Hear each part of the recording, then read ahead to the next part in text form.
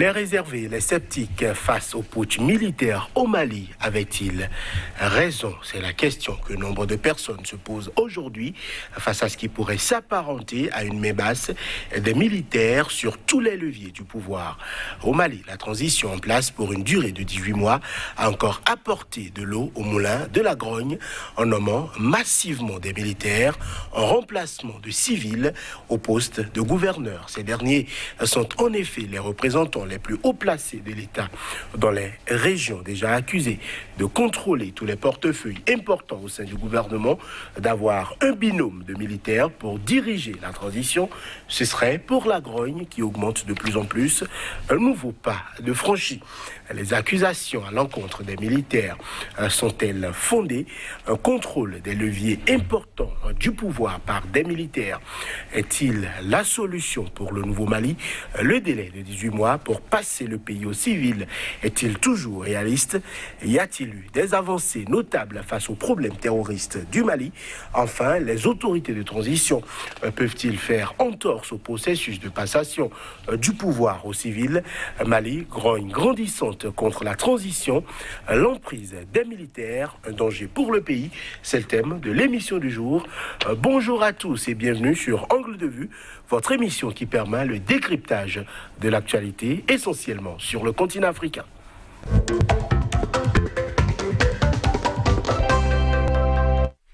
Sur ce plateau aujourd'hui, Alphonse Moïsoudé, bonjour. Bonjour à vous, chers confrères, bonjour à tous. Vous êtes journaliste, analyste politique. Face à vous, Lamine Tissé, bonjour. Bonjour, Johannes. Vous êtes écrivain, expert en communication politique. Avec vous, messieurs, il s'agira donc de décrypter les récents faits de l'actualité au Mali. Suite aux nominations au Conseil des ministres, les postes de gouverneurs dans les 20 régions sont occupés par 13 militaires, des colonels ou des généraux et 7 civils. C'est un énième épisode de la prise en main de tous les pouvoirs par les militaires, Moïse Oudé. Oui, je crois que les civils n'auront qu'à s'abandonner à eux-mêmes, parce que quand dans un pays, vous n'arrivez pas à jouer le rôle qui vous a été dévolu, que vous laissez les militaires prendre le pouvoir, et généralement quand les militaires prennent le pouvoir, ils s'arrogent la patte de lion. Ils se disent que bon, pour création de discipline et de mise en ordre, il faut qu'ils maîtrisent. Et vu le terrorisme avançant, ils se sont dit qu'en mettant les militaires comme gouverneurs dans certaines régions, ils pourraient enrayer l'avancée des terroristes. Donc ils ont leur raison parce qu'ils ont 18 mois, ils ont un bilan, au terme des 18 mois, ils ont un bilan à présenter et ils se disent que c'est à eux que le peuple malien a confié le pouvoir et c'est à eux de rendre compte. Donc, ils prennent les dispositions nécessaires qu'il leur faut pour atteindre les objectifs qui se sont fixés parce que 18 mois, ça passe vite. Et s'ils ne vont pas très vite, parce qu'ils ont en idée d'enrayer l'avancée du terrorisme, du djihadisme, donc ils ont placé leurs hommes de confiance parce que dans cette affaire-là, il faut mettre à la tête des régions des gens qui peuvent vous obéir. Ce n'est pas des gens qui, à un moment donné, vont faire défection. Donc, ils ont choisi leurs hommes pour atteindre leurs objectifs. Voilà, alors, dans le découpage, en 15 régions préalablement en vigueur, les militaires étaient 5 pour 10 civils. Aujourd'hui, nous passons de 13 à 7. 13 militaires donc pour 7 civils. Qu'est-ce que cela traduit selon vous, Lamine Tissé? Moi, je crois que quand on parle, c'est comme si on est dans un régime normal. Ce n'est pas un régime normal. Puisque c'est un deadline qui est donné, 18 mois, pour tout le Mali. Et il y a un problème d'insécurité accru. Et l'armée même, il y a une désintégration de l'armée avant que la révolution populaire se fasse. D'autant plus que l'armée n'avait pas la même mise. Donc il y avait un système de gouvernance qui était un système de gouvernance, je dirais, un peu néocolonialiste, où c'est le chef suprême, c'est le président qui décide. Aujourd'hui, on dit aux militaires, on vous responsabilise. Vous voulez atteindre un objectif. Et en 18 mois, il faut que le résultat soit là. Il ne faut pas qu'il y ait une défaillance dans ce laps de temps. C'est très petit pour la vie d'une nation. J'ai l'impression que c'est comme si ils ont un mandat de 5 ans, quand on parle. Alors qu'il y a des objectifs à atteindre. Alors le militaire, on a dit que ce n'est pas le militaire, c'est le civil qui doit être au pouvoir. On a considéré que celui qui est au pouvoir était un militaire, mais il ne l'est plus. Il y a des militaires qui disent qu'ils ont le mental ivoirien, mais ils ont d'abord le mental civil, malien, avant d'avoir le mental militaire. Le mental militaire, on l'acquis dans la formation. Mais c'est le mental socio-culturel malien qui est ancré en tous les Maliens. Et cela, je crois que tous les Maliens le partagent. Maintenant, le vice-président, c'est un militaire pur et dur. OK? Mais il y a des conditions qui sont dans les chartes de telle sorte que même si le président n'est pas là, lui. Donc c'est sécurisé. Le problème, c'est de pouvoir créer une transition normale, aller aux élections et permettre aux civils de gouverner. Alors je crois que il faut mettre les militaires à l'épreuve, d'autant plus que le Mali est en état de guerre, le pays qui est divisé. Il y a combien de forces sur le terrain? Donc moi je pense qu'il faut qu'on mette un peu de l'eau comme on dit, dans les vins, qu'on baisse la tension, qu'on puisse, n'est-ce pas, se faire confiance et permettre aux gens, parce que c'est un problème de sécurité nationale. Tant que le problème de la sécurité nationale n'est pas réglé au Mali, la démocratie serait une démocratie de façade. C'est mon point de vue. Alors, parmi les nominations notables figure celle du général Kéba Sangaré à la tête de la région de Bougouni. L'homme est ancien chef d'état-major de l'armée. Il est accusé par des experts de l'ONU, notamment de prise de décision douteuse lors du redéploiement programmé d'éléments de l'armée malienne dans le nord du pays fin 2019. On sait aussi, par exemple, que les exécutions qu'il y a eu à Ogossagou-Peul, plus de 160 morts. Après, il y en a eu 35 aussi. Il avait choisi de ne pas déployer des soldats dans ces régions-là, alors même que les rapports étaient déjà alarmants et prévoyaient de ce que ces exactions-là pourraient être commises. Il a été sauté par le régime Ibeka, aujourd'hui réinstallé par la junte. On a l'impression que les militaires sont en train de récompenser leurs anciens chefs, ou tout au moins les frères d'armes, qui ont failli à un moment donné de la vie, de l'histoire du Mali. Est-ce que c'est un gâteau qu'on se partage d'abord avant de rendre des comptes au bout de 18 mois? Non, je crois que j'ai souvent du mal à comprendre la façon dont les civils veulent juger les militaires. Si les militaires ont placé à la tête d'une région sensible un des leurs, c'est que forcément, ils lui reconnaissent une certaine compétence. Ils ont une certaine confiance. Tout à l'heure, Lamine Cissé l'a dit, vous ne pouvez pas donner 18 mois à des gens et vouloir qu'ils dirigent le pays comme 5 ans. Ils ont des objectifs et ils savent en leur sein. Les militaires se connaissent. Ils savent qui est capable de faire quoi. Et pour aller vite, parce que 18 mois, ça passe. Depuis août, on leur a donné 18 mois. Nous sommes déjà en décembre, donc banalement, ils ont déjà avalé 3 mois. Il leur reste 15 mois. Donc aujourd'hui, ils ont choisi... L'ancien chef d'état-major, c'est un homme d'expérience. C'est un homme de terrain. Et il a la maîtrise des choses. Donc pour aller vite, on lui a confié la tâche. Nous, les civils, nous ne pouvons pas tout le temps juger les militaires parce que les réalités ne sont pas les mêmes. Vous savez, les militaires, quand ils ont un objectif, ils y vont droit au but et ils choisissent les hommes, peu importe les jugements des civils. Donc le général a fait un travail. C'est les civils qui trouvent que bon, il n'a pas déployé les hommes. Ce sont ses frères d'armes. S'ils n'avaient pas confiance en lui, ils ne pourraient pas le mettre là. Et je crois que les civils feraient mieux de patienter et de laisser les militaires gérer. À la fin des 18 mois, tout le monde va s'asseoir, on fera le bilan. Ce n'est pas la peine de juger les gens de par le passé. De par le passé, c'était un civil qui était président de la République. Et souvent, quand les militaires donnent... Chef des armées. C'est ça, quand les militaires donnent des solutions stratégiques, le civil n'est toujours pas d'accord. Il estime que la méthode que vous proposez, ce n'est pas la meilleure. Maintenant, c'est les militaires, ils se connaissent. Et moi, je crois qu'on ferait mieux, que ce soit institution nationale ou internationale, on ferait mieux de faire confiance aux militaires et de les laisser travailler. Leur donner un blanc-seing, quitte à permettre que tout se passe sans aucune... en toute impunité, si possible? Non, nous ne sommes pas dans une période où on peut parler d'impunité. Parce que le problème est qu'il faut faire attention. Si tous les pouvoirs aujourd'hui sont caporalisés par les militaires, on nomme des militaires absolument partout dans le pays. Est-ce que c'est la solution? Qu'est-ce qui prouve, Lamine Cissé, qu'au bout de 18 mois, ces militaires-là pourraient quitter le pouvoir? Qu'est-ce qu'il explique? Qu'est-ce qu'il atteste? C'est la chatte. Oui, mais... La chatte, elle est conduite par... Un militaire? Non. Par les forces vives du Mali, par la CEDEAO, par l'ONU. Mais ce sont les militaires qui contrôlent tout. Oui, mais j'ai dit, mais en fait, le Mali n'est pas un vase clos. Vous savez, aujourd'hui, le Mali est un œuf. Si les militaires s'amusent à s'amuser, c'est qu'ils vont briser tout. Et l'insécurité, ils seront les premiers responsables. N'est-ce pas déjà le risque qu'il y a aujourd'hui? Quel est le risque? C'est-à-dire que le problème est qu'il y a déjà un risque. Aujourd'hui, par exemple, quand le régime passé, c'était un régime civil, Boubacar Keïta. Mais vous savez comment ça se passe. Les chefs d'état-major, etc., ils sont sous le commandement du président de la République. Ils ne font rien tant que le président leur dit « faites cela ». Ça ne se faisait pas. Et il y avait une mafia dans l'attribution des marchés, des achats du matériel militaire, etc. Tout ce qui se passait, est-ce que vous savez? Il y avait des gens qui avaient l'intérêt à ce que les trafics de drogue continuent. La mafia a-t-elle disparu aujourd'hui? Mais c'est-à-dire que c'est le peuple aujourd'hui qui a fait la révolution. C'est le peuple malien qui regarde. Ils mettent au défi les militaires qui disaient qu'on n'avait pas les moyens, on n'a pas la main libre, le commandement n'était pas unifié. Mais aujourd'hui, on leur a dit maintenant, il faut les mettre à l'épreuve. S'ils échouent, c'est le peuple qui va leur faire leur fête. Parce qu'aucune armée n'est plus puissante que le peuple. Quand le peuple s'est levé, est-ce que le régime Boubacar Keïta, c'est où? Quand le peuple s'est levé, les militaires sont obligés. Parce que les militaires n'ont fait que parachever. S'ils croisaient les bras, on allait les renverser tous. Ou bien ils vont tuer tous les Maliens dans la rue. Le Malien est un combattant. C'est un fils digne du Mali. Et vous savez, les militaires là, tu penses qu'il n'y a pas des patriotes parmi les militaires? Il y en a. Tu sais que c'est une honte pour l'armée malienne de voir la partition de leur pays comme ça. Et que dans cette zone-là, tu sais, il y a des enjeux géostratégiques, géopolitiques et géoéconomiques qu'il ne faut pas oublier. Et le peuple malien a voulu déjouer cela aujourd'hui.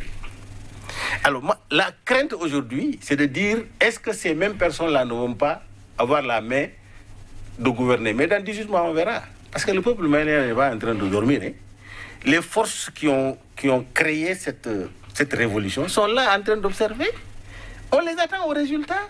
Mieux vaut les responsabiliser que de leur dire non, nous les civils. Aujourd'hui, le Mali est en état de guerre, mon frère. Et nous sommes en état de guerre. Donc, le Mali, la partition du Mali, il faut absolument arrêter ça. Il y a des gens qui travaillent pour que le Mali soit divisé aujourd'hui. Parce que ça fait l'intérêt de certaines puissances. Vous voyez, c'est un imbroglio. Vous voyez les Touaregs, on dit MNA et c'est les Touaregs, ils sont partagés entre combien de pays? Le Mali a une infime partie. Les statistiques disaient 550 000 au Mali. Mais c'est 800 000 ailleurs, au Niger. Quand vous allez au Maroc, c'est pareil. Algérie, ils sont là. Donc, ces gens-là qui disent, je veux leur indépendance, tous les pays-là sont impliqués. Donc, les forces dans les autres pays aussi sont impliquées dans ce qui se passe au Mali. En plus, nous avons les puissances étrangères qui ont un intérêt, qui n'est pas notre intérêt, nous. Donc, il faut faire attention. Il faut faire attention. Moi, c'est les résultats qui comptent. Le pays a arrêté de guerre 18 mois, mais c'est fini. Hein? 18 mois, c'est déjà terminé. Donc, restons-les à l'épreuve. Et qu'on dit, bon, maintenant, vous avez pris les armes, c'est nous, c'est un problème de sécurité. Où est-ce que vous avez réglé les problèmes de sécurité?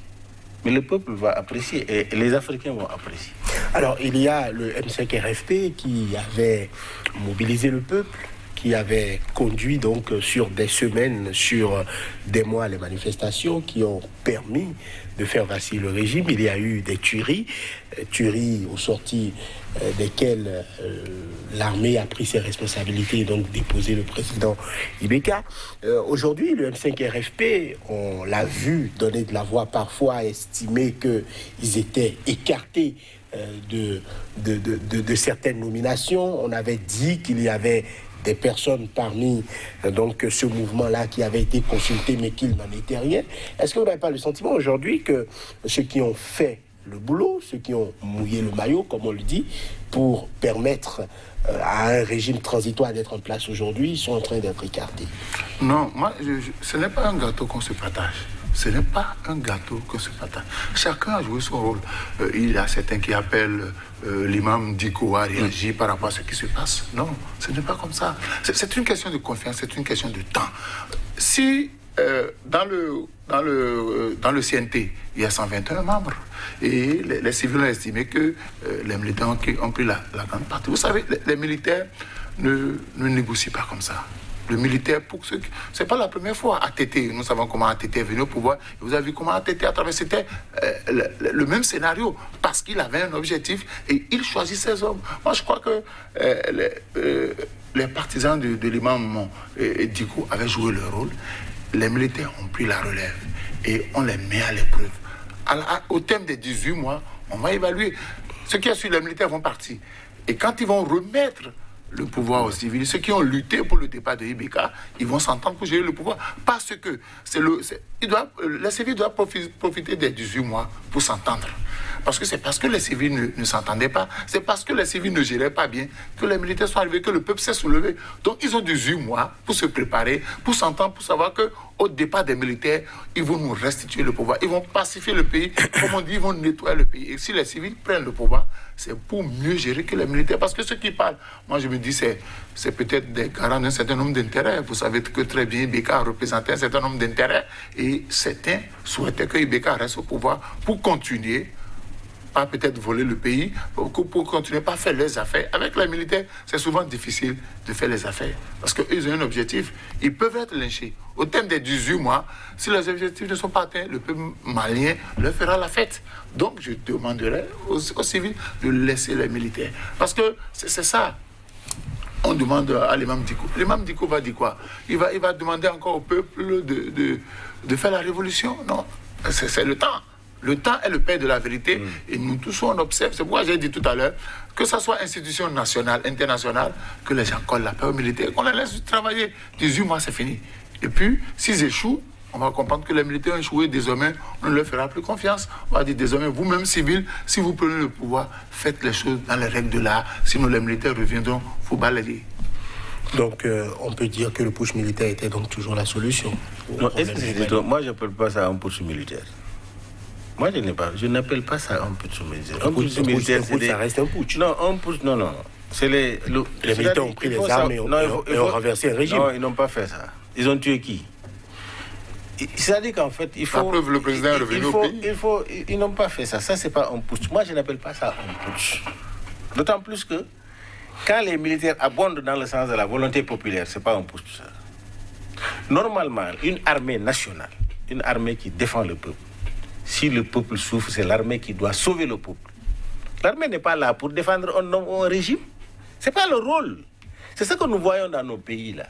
Nos armées là, ils sont à la solde des présidents de la République. Et ils sont prêts à aller tuer les civils dans la rue pour protéger un président. Ils protègent quoi en fait? C'est leur intérêt. Donc moi je n'appelle pas ça un putsch. J'appelle ça, les militaires ont accompagné le peuple à exprimer leur volonté. Comme ce qui s'est passé au Burkina Faso. Voilà. Non, le Burkina Faso même c'est autre chose, parce que c'est les éléments de Compaoré qui se sont levés. C'est-à-dire que ce qui s'est passé au Mali, moi je n'ai pas vu ça encore dans la sous-région. Je n'ai pas vu. Vous donnez une allure cosmétique à la chose? Non, je suis plus pragmatique. Parce que tu sais, je suis un pratiquant politique, un analyste politique. Sur la géopolitique nationale. Les militaires prennent le pouvoir, qu'on veuille ou pas. Les militaires n'ont pas pris le pouvoir. Sinon, ce régime-là, la CEDEAO n'allait même pas négocier avec ces gens-là. C'est accompagner la volonté du peuple, c'est pas le militaire. Les militaires ne se sont pas levés pour initier la renversée de IBK. Quand le peuple allait brûler l'Assemblée nationale qui disait démission IBK pendant combien de mois? C'est les forces vives de la nation. C'est pas des syndicalistes qui sont levés ou bien une frange des populations, c'est les forces vives de la nation dans leur globalité. Ceux qui n'ont même jamais fait la politique, qui se sont levés pour dire c'est assez. C'est ce qu'on appelle le sursaut patriotique. Dans nos pays où il y a la dictature, là, c'est l'attitude que le peuple doit opérer. Les peuples doivent se lever contre la dictature démocratique. Parce que nous sommes dans des pays, dans des régimes où il y a la dictature démocratique.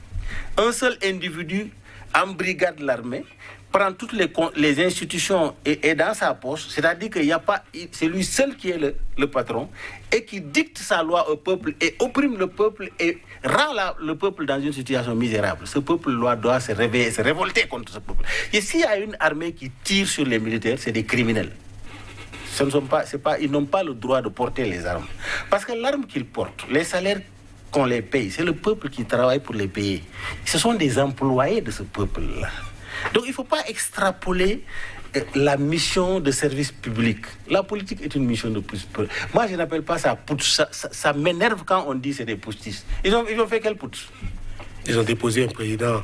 Non, c'est le peuple qui a déposé le président. Ils ont exprimé la volonté du peuple. Ils sont dans la démocratie populaire. Mais ils ont quand même quitté un camp militaire et ils sont allés. Non, mais quand même, c'est des Maliens. Ils sont allés chercher. Mais quoi qu'on dise. Avant d'être militaire, ils ont quitté un camp militaire. Ils ont la fibre malienne. D'abord, ils sont des Maliens avant de se faire former militaires. Mais ils sont des militaires. Mais ils ont agi en tant que militaires. Est-ce qu'ils ont tiré sur le peuple? Ils ont agi en tant que militaires. Mais est-ce qu'ils ont tiré sur le peuple? Ils ont accompagné la volonté du peuple. C'est tout. Mais c'est un putsch. Ce n'est pas... Quelle que soit la définition que vous en faites, c'est un putsch. Le départ de IBK n'est pas une initiative des militaires. C'est d'abord une initiative populaire accompagnée par les militaires. Accompagnée ou pas, c'est tout. Les militaires sont d'abord des citoyens maliens avant d'être... Et ils sont payés par l'argent du contribuable malien. Les armes qu'ils utilisent sont achetées par l'argent du contribuable malien. Est-ce qu'ils ont tiré sur le peuple qui se révoltait? Non. Est-ce qu'ils ont tué IBK? Non.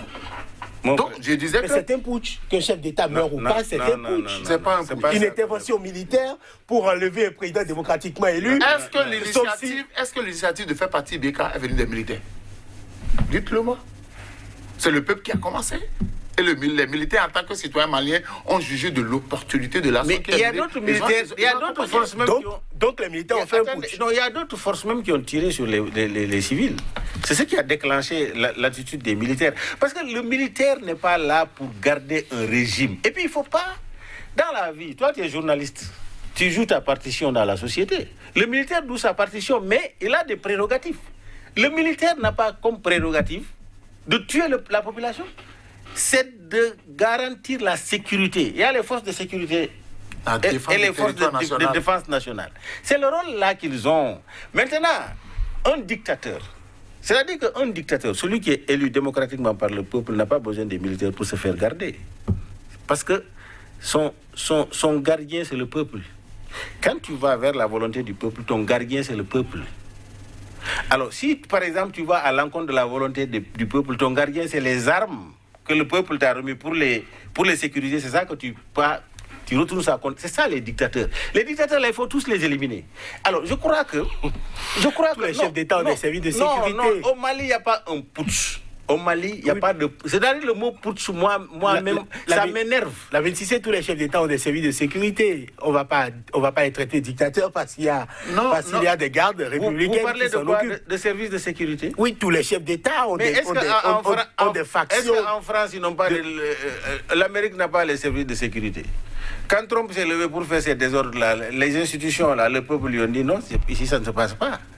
Mais est-ce qu'il a pris les militaires? Il peut envoyer les militaires pour aller tuer les Américains. Ils n'osent même pas le faire. Nous sommes dans des régimes anormaux. Des régimes anormaux, je peux dire. Nous avons des dictatures qui sont déguisées en démocratie. Nous n'avons pas de démocratie. Si aujourd'hui la volonté populaire s'exprimait dans les pays africains, tous ces chefs d'État là seront balayés. Parce que les populations ne les veulent pas du tout. Ils ne sont pas là pour l'intérêt du peuple. Donc moi, au Mali, il faut saluer ce courage et cet engagement du peuple malien. Parce qu'en fait, ce n'est pas un parti politique qui s'est levé pour renverser, c'est les forces vives dans toutes les composantes. C'est pourquoi, n'est-ce pas, l'Assemblée, le Conseil national aujourd'hui, mais toutes les sensibilités sont au Conseil national. Maintenant, il ne faut pas faire un amalgame. Parce qu'il y a des ténors qui ne veulent pas se mêler à cette gestion-là, parce qu'ils veulent être candidats. Exactement. Ils veulent être candidats. Il y a des ténors qui attendent de voir qu'on dise, bon, les candidatures sont ouvertes pour que la compétition se fasse. Et cette compétition-là, quels seront les arbitres de cette compétition? C'est les militaires qui vont jouer l'arbitre de ces compétitions, la CEDEAO, les institutions internationales, etc. Mais il faut que la volonté du peuple malien s'exprime. J'ai dit aujourd'hui, si le peuple malien s'est là pour dire nous ne voulons pas des Français sur notre territoire, ils n'ont qu'à quitter les armées étrangères, etc. Parce que le peuple malien pense qu'il est colonisé. Il est encore colonisé. Et si nos armées ne nous sécurisent pas, tous les autres n'ont qu'à partir.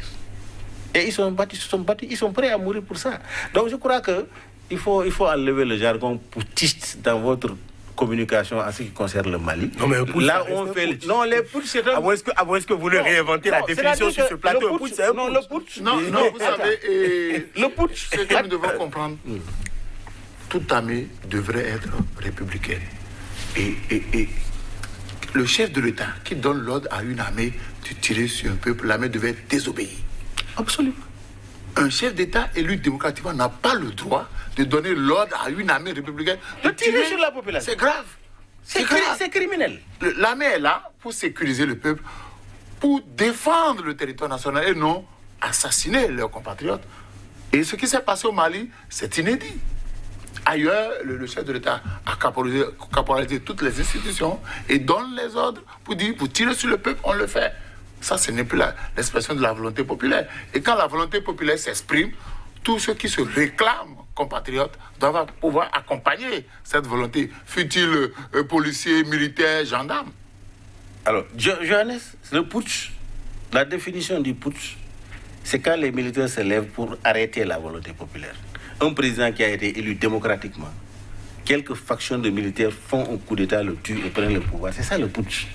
Ça, ils sont allés à l'encontre de la volonté populaire. Là aussi, on parle de putsch dans un pays démocratique.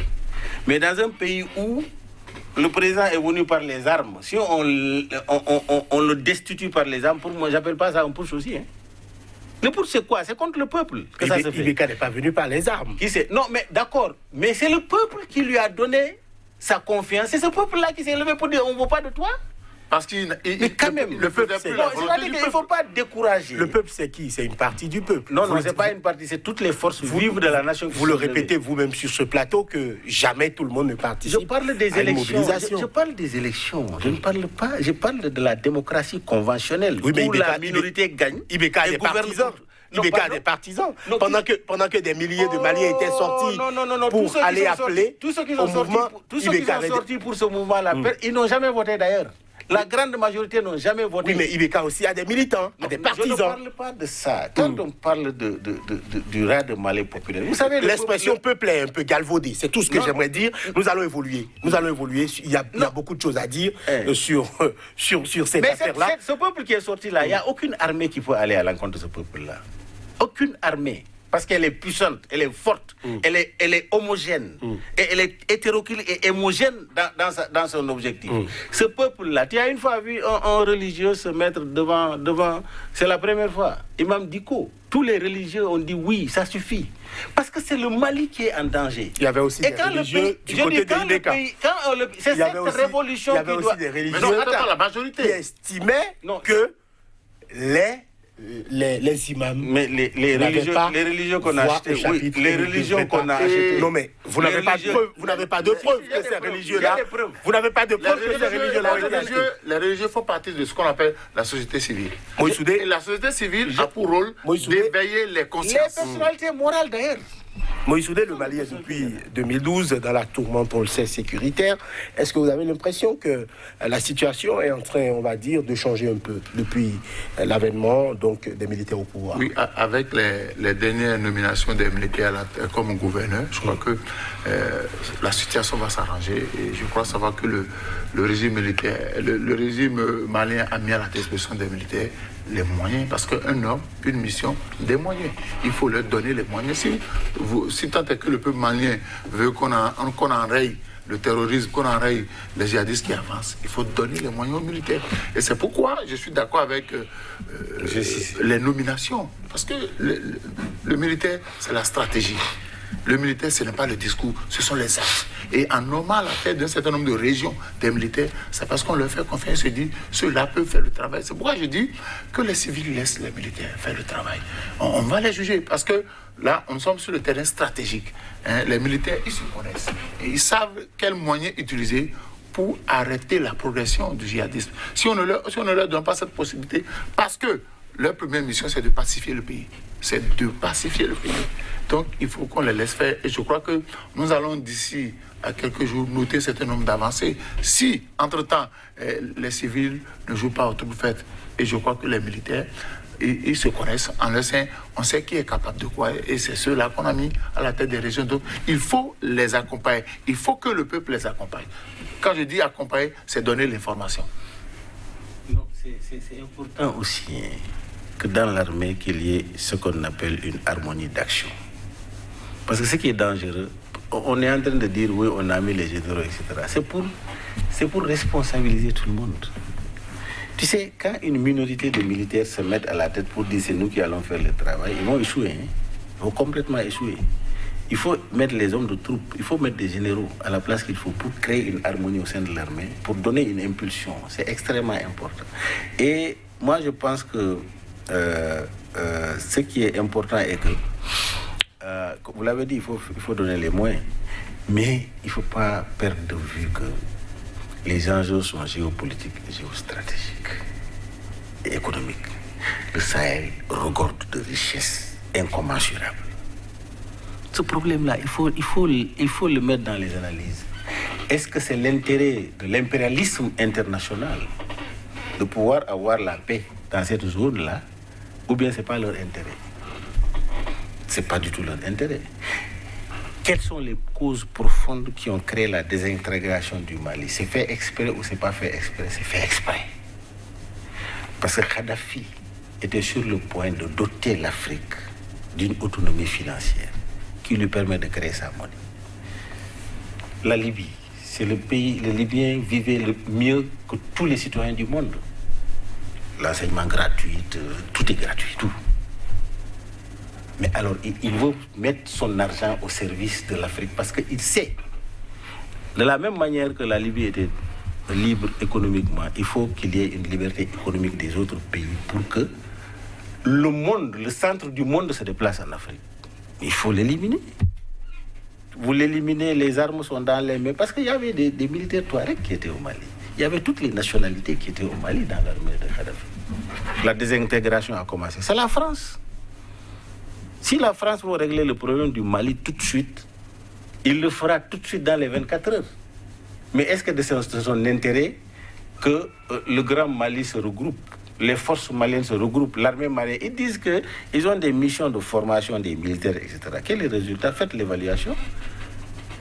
Avant qu'il y ait ce putsch-là, à chaque semaine, on est en train de s'entretuer entre eux, les Peuls, les Dogons, etc., etc. Il faut arrêter tout ça là. Ce n'est pas les Français qui viendront arrêter ça pour nous, c'est nous-mêmes. Prenons nos responsabilités. Moi, je crois que l'enjeu se trouve à ce niveau-là.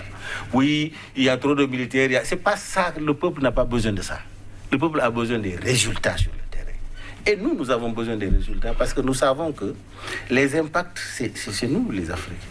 On est très riches, et on nous fait croire que vous êtes très pauvres. Le système nous exploite. Il faut lutter contre ce système-là. Et ce système-là, c'est nos chefs d'État là qui sont les garants de ces systèmes-là. C'est nos présidents de la République qui, on dit, ils sont élus démocratiquement alors qu'ils sont élus dictatorialement. Ils s'imposent et ils font leur intérêt. Donc ils divisent la classe politique, ils divisent les populations et ils rendent nos pays vulnérables de telle sorte qu'on ne peut pas se mettre debout pour avancer. Il faut que les peuples se révoltent contre ces présidents-là. L'exemple du Mali doit être fait dans tous les pays pour que le peuple africain soit libre et indépendant et que nous puissions jouir pleinement de nos richesses. C'est ça. Le colonel Assimi Goïta avait promis chasser les terroristes du Mali. Est-ce que c'est une promesse réaliste quand on sait que aussi bien le Niger, aussi bien le Faso que le Tchad, le Nigeria font quand même face à ce problème terroriste récurrent-là et ont tous, pour l'heure, échoué à endiguer la menace terroriste? Vous savez, il y a une réalité que nous devons prendre en considération.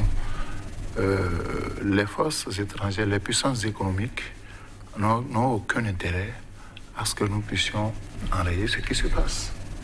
Pour une première raison, c'est que les armes utilisées ne sont pas fabriquées par les Africains, c'est fabriqué par les grandes puissances économiques qui doivent écouler les armes. Donc ils n'ont aucun intérêt. La ministre l'a rappelé, si le peuple est uni et parle d'une même voix, je crois qu'il y a des gens, il y a les puissances étrangères qui seront chassées. Parce que le peuple est divisé, ça rend cette puissance-là. Qui est le djihadisme partout, qu'on passe le temps à vouloir lutter contre cela. Les puissances étrangères ont la possibilité d'extraire nos ressources minières, minéralogiques. Au moment où on s'occupe à lutter contre le terrorisme, les terroristes qui sont parfois armés par les puissances étrangères, ils exploitent notre sous-sol. Donc aujourd'hui, si nous devons lutter contre le terrorisme avec l'aide des puissances étrangères, c'est qu'ils vont perdre leurs intérêts. Parce que les peuples africains formeront désormais un seul peuple debout et ils ne pourront plus être exploités.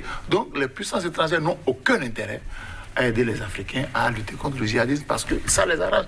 Donc aujourd'hui, vous avez toutes les actions qui ont été déplorées, que ce soit qu'on appelle avec le président tchadien, avec le Nigeria, toutes les forces réunies n'ont pas pu lutter. Parce que qui les équipe? Ils achètent les armes où? Si tant est que les puissances étrangères voudraient nous aider à lutter contre cela, c'est interdit de leur vendre des armes. Mais eux, ils en produisent en quantité et alimenter ces terroristes pour détruire l'Afrique arrange l'Occident. Parce que l'Occident vit de nos ressources minières, minéralogiques. Et c'est là que je rejoins la politique de Kadhafi. On sait que si Kadhafi arrivait à réussir son projet, c'est qu'on va bouter hors de l'Afrique toutes les puissances étrangères. Oui, mais Kadhafi n'avait-il pas des choses à se reprocher aussi? Qu'est-ce que vous lui reprochez? Le peuple, vous savez, aujourd'hui, si vous allez en Libye, vous interpellez les Maliens, on sait, par exemple, ils regrettent amèrement. L'affaire des infirmiers bulgares, l'avion qui a été abattu par les forces libyennes. Kadhafi n'est pas un saint, Lamine Cissé. Vous en... Oui, mais Kadhafi n'est pas un saint. Vous en parlez avec... même des lumières dans les yeux. Oui. Le régime Kadhafi n'était pas blanc. Il est sombre où? C'est-à-dire que lui, ce que les Blancs font, c'est qu'à un moment donné, c'est ce que Kadhafi leur faisait.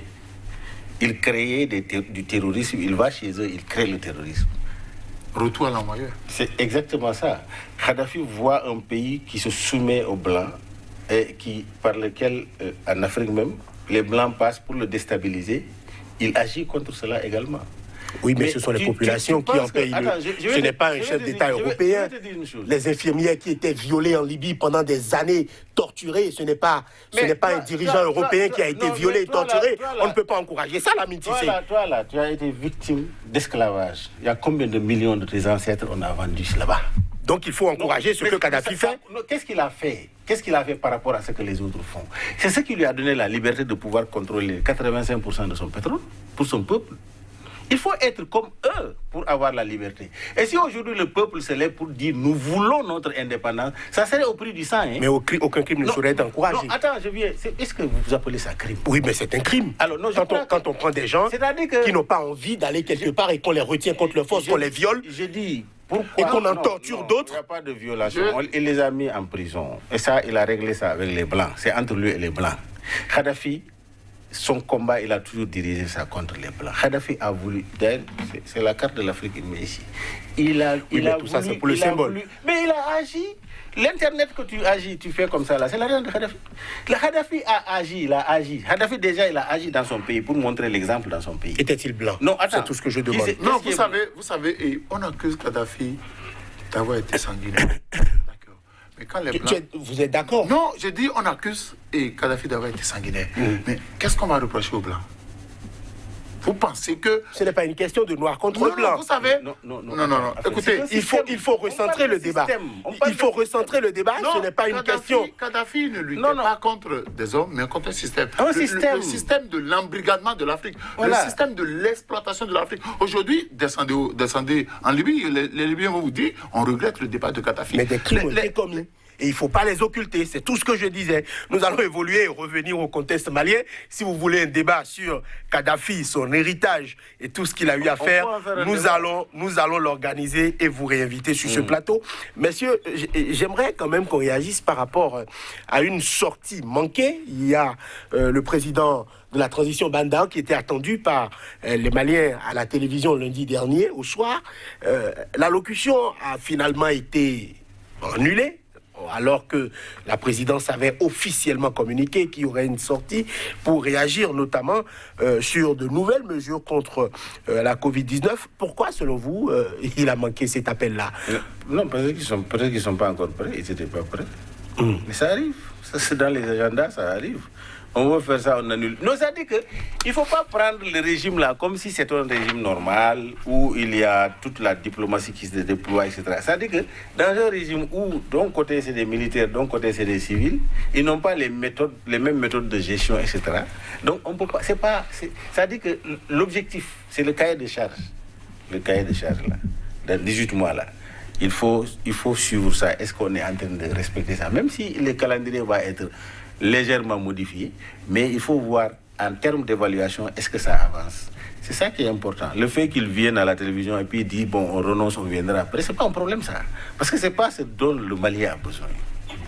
Alors, il me semble qu'ils se sont rendus, parce que l'émission a été enregistrée, ce n'était pas du direct. C'était préenregistré, ça a été charcuté, finalement ça a été annulé. Vous savez, on peut enregistrer, on peut charcuter, et quand on prend du recul, on estime que ce n'est plus opportun de diffuser l'émission. Oui. Et puis, tout ça là, c'est stratégique.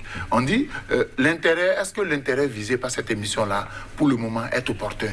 Si ce n'était pas opportun, on range. C'est juste que l'intervention a été différée. Et le régime finira par expliquer pourquoi cette intervention n'a pas été diffusée. Alors, dans une version de l'allocution ayant circulé, Bandao tirait la sonnette d'alarme devant la progression dite exponentielle, selon lui, donc, de la maladie Covid-19. Il annonçait le rétablissement d'un couvre-feu nocturne et la limitation des heures d'ouverture des marchés, la fermeture des écoles pendant tout au moins 4 semaines. Est-ce que, selon vous, on doit, pourquoi pas, ramener ces mesures-là afin d'endiguer l'évolution du mal, la Covid-19? C'est visiblement les mesures qui ont rendu encore plus impopulaire le régime Ibeka, puisque les Maliens ne pouvaient plus vaquer à leurs occupations en raison notamment du couvre-feu. Aujourd'hui, le régime de la transition voulait ramener les mêmes mesures. Finalement, il y a, on va dire, conciliabule, on annule. Est-ce qu'on n'a pas envie d'aller sur le terrain de l'impopularité? C'est visiblement le sentiment. Oui, parce qu'en fait, je crois que ils n'ont qu'à aller sur le terrain de la prévention. Les autres pays qui ont fait ça ont regretté ça. Hein? Le Sénégal, par exemple, a regretté le confinement, tout ça là. Ça n'a produit aucun résultat. Parce qu'en fait, il faut la prévention, les mesures barrières, etc. Dans un pays pauvre comme le Mali, où c'est un pays riche, hein, mais dans une situation conjoncturelle très pauvre, où il n'y a pas de port, tout est commercial, les activités, il faut que le Malien sorte pour des activités commerciales. Si tu veux les confiner, c'est juste pour aggraver leur situation. Parce qu'il y a des zones vraiment au Mali où depuis longtemps personne n'a travaillé. Il y a des zones cultivables où il n'y a pas de cultivateurs parce que les djihadistes, tout ça là. Donc c'est un peuple qui est martyrisé, qui est en train de souffrir. Je crois que c'est tout cela qui a fait que les autorités ont dit qu'il faut trouver d'autres solutions que ça, parce que ça va avoir un impact très négatif. Alors, c'est une solution sale. Après avoir visualisé l'élément, on a estimé qu'il faut faire attention, parce que la France a confiné. Ça a donné quoi? La France est en train de reconfiner. Ça veut dire quoi? Que ce n'est pas le confinement qui règle les problèmes. Il faut faire de la sensibilisation, il faut faire de la prévention. Parce que quand on confine en Afrique, c'est que ça ne marche pas, le commerce ne marche pas. Et les familles doivent vivre. L'informel. L'informel. Et vous savez qu'en Afrique, l'informel a pris le pas sur le formel. Et quand vous confinez les gens, c'est que l'argent ne circule plus, les activités ne marchent plus, les familles ont du mal à vivre. Et c'est ça qui a suscité la révolte. Vous ne pouvez pas, la plaie, elle est encore béante, vous ne pouvez pas ramener les mêmes mesures ayant suscité la révolte. Donc, ils ont pris du recul, ils ont estimé qu'il faut trouver d'autres stratégies. Mais si déjà ils ont proposé ces mesures-là, c'est-à-dire retour au confinement, est-ce que ce n'est pas qu'il y a un problème que cela pourrait régler?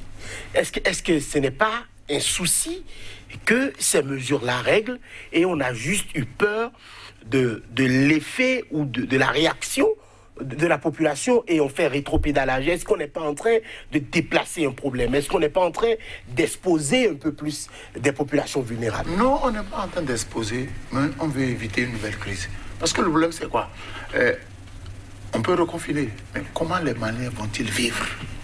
Vous parliez tout à l'heure de gestes barrières, de respect de ceci, de cela, mais durant les manifestations monstres qui ont envoyé Ibeka au tapis, personne ne portait le masque. Il y a des pays africains. D'accord, c'est-à-dire que oui, ce n'est pas comme si... Ce n'est pas la question ici, personne ne portait le masque. Ce n'est pas comme si... Quand le pays est en danger, il y a plus fort que porter masque. Oui, mais ce n'est pas comme si les populations sont, on va dire, très au fait des gestes barrières, très respectueuses des consignes. C'est ça la prévention. C'est ce qu'on a. Il faut faire une forte communication. Il faut utiliser tous les leviers, la société civile. Et ça va prendre, selon vous? Mais non, parce que il y a des gens qui ne comprennent pas, qui disent que ça n'existe pas. C'est pas vrai. Ok. Heureusement, en Afrique, on est exempt, on est immunisé, on a d'autres systèmes de défense qui nous ont protégés. Sinon, si c'était comme l'Europe, là, on allait mourir comme des mouches. Parce que jusqu'à présent, même à Cotonou, est-ce qu'on a fait des mesures de confinement ici à Cotonou? Ça n'a jamais été fait. Confinement n'a jamais été fait. C'est vrai que le Bénin a plutôt parlé de cordon sanitaire. Voilà, quand vous allez dans les quartiers là, les communautés là, mais les gens se saluent, prient ensemble depuis eux. Quand ils me serrent la main, je leur dis, mais il me dit, monsieur Cissé, ça c'est laisse dans la main de Dieu. J'ai fait une communication là-dessus. Ça c'est dans la main de Dieu. La mort là quand ça vient, j'ai dit oui, je suis d'accord avec vous. La mort quand ça vient, c'est bien. Mais moi j'ai peur de contaminer quelqu'un. Moi j'ai pas peur que je sois contaminé. Mais c'est d'amener à la maison ou donner ça à un des frères. Donc il faut avoir les mêmes attitudes. Et il me dit c'est vrai. Donc le problème, c'est pas ça. Le confinement peut-être c'est efficace en Europe, etc. Mais chez nous ici là, tous les pays qui ont fait ça là, ils ont récolté les frais douloureusement. Au Sénégal, ça crée une révolte. Et les gens ont dit maintenant, il faut sensibiliser. On a mis beaucoup d'argent dans la sensibilisation. Et je crois qu'il ne faut pas qu'il y ait de relâchement. Mais la situation du Mali actuelle, si on veut amener ça, il faut qu'il y ait d'autres. Mais c'est les médecins aussi qui conseillent. Je crois que le corps médical malien est en concertation avec le pouvoir. Et le pouvoir a préféré qu'il propose d'autres solutions que d'aller au confinement, je pense. C'est mon point de vue. Il faut faire de la sensibilisation énorme, beaucoup de sensibilisation. Il faut montrer aux gens quel intérêt ils ont à se protéger. Parce que quand vous les confinez, rien ne vous dit que dans les maisons on se protège. Rien ne vous dit que dans la maison on se protège. Donc il faut faire de la sensibilisation et peut-être finir par de la répression pour montrer à ceux qui n'utilisent pas leur masque, qui ne respectent pas les gestes barrières qu'on peut sanctionner. Parce que pour un pays africain, ça serait très difficile de faire le confinement. C'est pas possible, vous savez, et quand au Bénin, ici on a fait le confinement, les élèves sont restés à la maison pour quelques jours. Au retour, vous avez vu le dégât. C'est comme s'ils ne sont jamais allés à l'école. Parce qu'ils n'ont pas étudié. Donc il faudrait qu'on s'inspire de ce qui s'est passé ailleurs. Le Sénégal, ça n'a pas marché. Au Mali, ça a créé la révolte. Donc, il ne faut plus répéter les mêmes choses. Il faut changer de stratégie. Je crois que les médecins sont les mieux placés pour prendre la parole dans ce cas-là et indiquer aux populations, si vous ne voulez pas que la pandémie prenne de l'ampleur, voilà les gestes qu'il faut faire. Et je crois que la meilleure façon, ce n'est pas de confiner, mais c'est de sensibiliser d'en parler. Alors, les camps des forces étrangères, aussi bien étrangères que maliennes, ont été simultanément visés lundi par des tirs d'obus et de roquettes, que des terroristes arrivent aujourd'hui à coordonner des tirs sur plusieurs bases simultanément. Est-ce à dire que le problème terroriste reste entier? Non, mais tu sais que le problème terroriste est complexe. C'est complexe. Il y a des gens qui tirent leur profit du trafic de drogue. Le Sahel là, est un moyen pour eux de vendre leur drogue. Eux, ils n'ont rien à voir avec politique. Le politique utilise souvent ces gens-là pour créer l'instabilité. Parce que tu vois, à un moment donné, quand la France est venue, etc., ils ont collaboré avec le MNLA à un moment donné. Et puis, ils ont laissé leurs armes, ils ont dit allez négocier avec le pouvoir. C'est ça, fondamentalement, des erreurs. C'est des fautes politiques. Quand vous n'avez pas d'autre visée et que vous êtes la cause de la désintégration d'un pays, parce que vous avez détruit un pays limitrophe qui est très puissant, les armes ont circulé. Les djihadistes, les Touaregs, tout le monde a pris les armes pour venir. D'autres sont allés au Niger. Quand tu viens pour régler le problème, il faut régler le problème d'une manière totale. Il faut aider le gouvernement malien à désarmer tout le monde. Si tant est que c'est l'intérêt du Mali qui vous intéresse. Mais vous collaborez avec eux, vous dites, bon, maintenant, allez-y négocier avec le pouvoir. C'est ce qui a désintégré tout, c'est ce qui a mis tout au chaos. Alors moi, je pense que il y a des gens qui, cet intérêt-là qu'ils gagnent là, au Sahel, là, par le trafic de drogue, les trafics d'armes, ils veulent que cela soit maintenu. Eux, ils vont se battre. Donc, ce problème-là, c'est un problème récurrent, mais il y a toujours une solution à cela. Il faut doter les Maliens des moyens les plus sophistiqués et les former. C'est extrêmement important. Et d'une façon sincère, et que le peuple soit derrière pour dire nous sommes là. Parce que le peuple est le dernier rempart pour libérer le territoire malien. Mais le problème, ce n'est pas le Mali seulement. Il y a le Niger, il y a le Tchad, il y a etc. Donc il faut ces enjeux d'insécurité pour que, au sein de la CEDEAO par exemple, qu'on n'ait pas trop le temps pour dire nous allons nous réunir, nous allons créer ECO, etc. Parce que dans un contexte d'instabilité, ça fragilise les États. Les critères de convergence économique, nous allons courir derrière les critères, parce que toujours nous sommes en insécurité et que nos économies sont fragilisées. Il faut qu'on prenne conscience de tout cela. C'est extrêmement important. C'est pourquoi je dis, on n'a pas besoin des chefs d'État dictateurs à la tête de notre État. Nous avons besoin des chefs d'État démocrates qui sont mus par l'intérêt supérieur du peuple et qui, dans la cohésion avec le peuple, veulent travailler pour libérer, n'est-ce pas, l'Afrique. Votre demande, elle est belle, mais dans la pratique, ce type de chef d'État-là, on n'en voit quasiment jamais. C'est une race révolue. Oui, les gens, en venant au pouvoir, se réclament démocrates. Mais quand ils se mettent à jouir du pouvoir, ils changent de mentalité. Tout à fait. Ils changent de mentalité. Parce que quand un peuple se révolte pour faire venir un civil à la tête d'un État, c'est pour que le civil puisse réaliser sa volonté. Mais à un moment donné, quand le civil retrouve la jouissance du pouvoir et qu'il n'a plus envie de quitter, son premier réflexe est de caporaliser toutes les institutions. Et là, les peuples doivent se révolter. Parce que le peuple est au-dessus de tout. Le peuple est au-dessus. J'ai vu des pays dans lesquels, quand le peuple est descendu dans la rue, quand le balai citoyen a travaillé au Burkina, mais les militaires, non. Donc, il faut que les chefs d'État africains se disent, je suis là pour le bonheur de mon peuple, pas pour servir l'intérêt inavouable de l'Occident. Parce que les obus, on ne les fabrique pas en Afrique. Les armes, on ne les fabrique pas en Afrique. Qui a intérêt que les pays africains soient instables? Qui a intérêt? À qui profite l'instabilité des pays africains? Ce n'est pas à nos dirigeants. Nos dirigeants, c'est vrai que peut-être ce sont des guignols au service des puissances économiques. On dit, je vais déstabiliser ton pays, mais au moment où tu t'acharnes à réconcilier tes citoyens, moi j'exploite ton sous-sol. Donc il faudrait qu'à un moment donné, les Africains se disent, à qui profite, disons, le crime? Est-ce que ça profite aux Africains que des terroristes? Où est-ce qu'ils trouvent les moyens pour s'armer? Où est-ce qu'ils trouvent les moyens? Qui alimente ces réseaux-là? Qui les alimente? Donc, tant qu'on ne va pas trouver les auteurs de ceux qui alimentent, ceux qui mettent à disposition les armes, Lamine a parlé de trafic de drogue, trafic d'armes, il y a beaucoup de trafics dont les gens tirent bénéfice. Il y a des trafics d'êtres humains aussi. Mais oui, c'est au profit de qui? C'est pas au profit des Africains. Les victimes, les premières victimes, ce sont encore les Africains. Il faut que tous les peuples africains... Mais aucun deal ne se fait sans les Africains.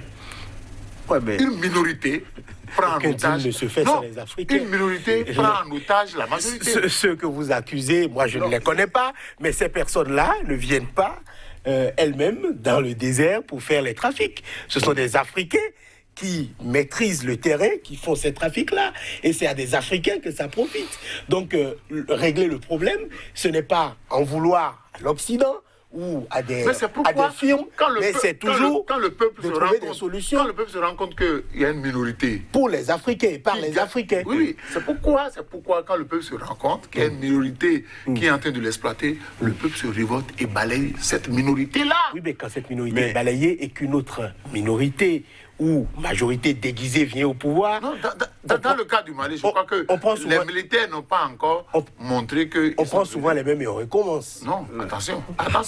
Mais Johannes, tu connais bien le système. Les Nations Unies sont formées. Qu'est-ce qui a amené à la formation des Nations? Qu'est-ce qu'ils ont dit? C'est les puissances avant, là, c'était pour dominer le monde.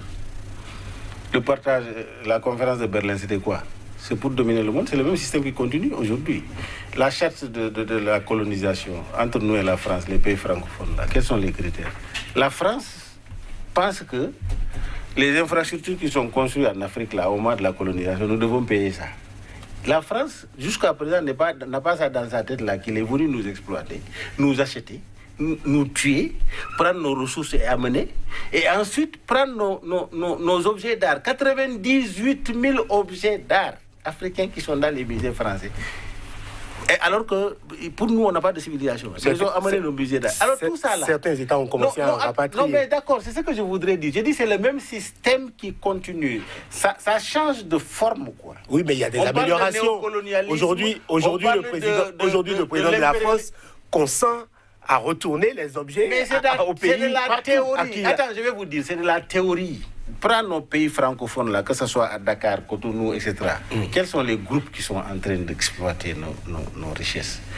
dans la communication, dans nos ports, dans nos services publics, dans même l'eau qu'on boit là, ils sont dedans. Vous savez, c'est ce qu'on appelle le manque de patriotisme économique. Nos opérateurs économiques sont morts au profit des opérateurs économiques occidentaux. Si on enlève la main de la France dans toutes ces colonies, la France devient tout de suite pauvre. Parce que nos matières premières, ils sont les prioritaires. Regarde les contrats léonins qui sont signés avec Total au Sénégal. On ne va pas appeler le nom d'entreprise. On ne va pas stigmatiser les entreprises publiques. Non, je ne stigmatise pas. Ils sont dans nos pays. C'est des multinationales, il faut les citer. Qu'est-ce qu'il y a? On a peur de quoi? Moi, je suis entièrement responsable de ce que je dis. Oui, mais ces entreprises... Et non, je dis, ces entreprises-là, ils sont mercantiles. Ils ne sont pas là pour nos intérêts. Oui, mais ce sont des entreprises qui emploient aussi des Africains. Est-ce que nous, on ne peut pas créer nos entreprises? Elles créent des emplois. Vous savez quand je te parle de contrat léonin qui est signé, il y a 5 entreprises qui étaient en compétition. Rien ne se fait. 10 ans, c'était Total. Un ministre au Sénégal a démissionné à cause de ça. Oui, mais vous avez contesté, on sait ce que ça a donné. Aujourd'hui, qu'est-ce qu'on remarque en Afrique? Mot de fin. Quand vous regardez dans les pays africains, je dis et je le répète, vous n'avez plus des Africains, des opérateurs économiques puissants en Afrique. Non. Tous les marchés ont été donnés aux opérateurs occidentaux. Vous venez au Bénin, au Togo, ce sont les étrangers qui gèrent nos pays, même si ils emploient, même s'ils emploient nos compatriotes. Pas toujours. Je parle de mon pays au Bénin, j'ai dit. C'est pourquoi nos PIB là, c'est zéro. Un opérateur économique puissant reconnu à l'extérieur, il n'y en a pas. Il n'y en a pas. Le port, c'est géré par qui? L'aéroport, c'est géré par qui? Ce n'est pas des Béninois, c'est des multinationales. On ne peut pas nous dire que l'Afrique est libre. Alors, le PIB, là, on dit le taux de croissance, là. Celui qui dit 6%, là, peut-être, comment dirais-je, quand on dit 6%, là, c'est que les 4% sortent du pays. On a 2% là qu'on se partage ici, là, on se querelle là-dessus. La pauvreté devient endémique et pandémique à la fois en Afrique. Il faut arrêter ça. Il faut qu'on arrête ça. Vous aurez été clair, même si sur certains points on ne s'est pas compris. On a quand même exprimé nos avis, chacun de son côté, pour que les téléspectateurs puissent en tirer l'essentiel. Il était question du Mali, donc, par rapport à la grogne grandissante contre la transition. L'emprise des militaires, est-ce un danger pour le pays? Il en était question. Lamine Sissi, vous êtes écrivain, expert en communication politique. Face à vous aujourd'hui, Moïse Alphonse Soudé, journaliste, analyste politique. Merci de nous avoir suivis. À très bientôt pour notre numéro de votre émission. D'ici là, portez-vous bien.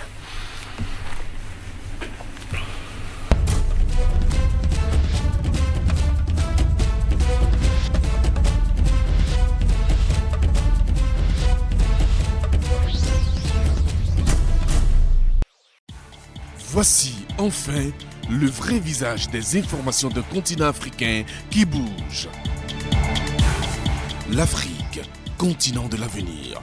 Les grands investisseurs vous diront qu'investir en Afrique, c'est investir pour un avenir radieux.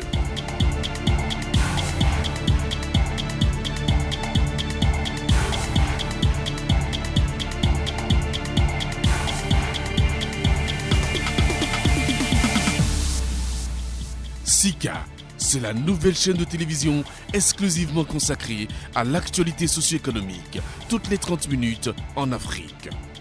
Sika, c'est la chaîne des grands investisseurs, de l'actualité des investissements et de l'évolution des affaires sur le continent.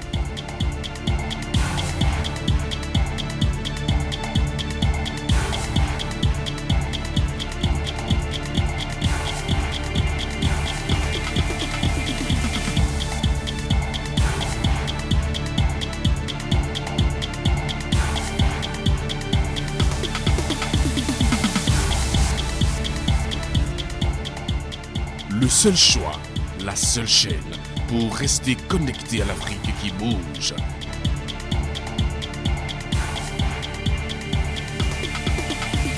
Sika, le vrai visage de l'actualité en Afrique.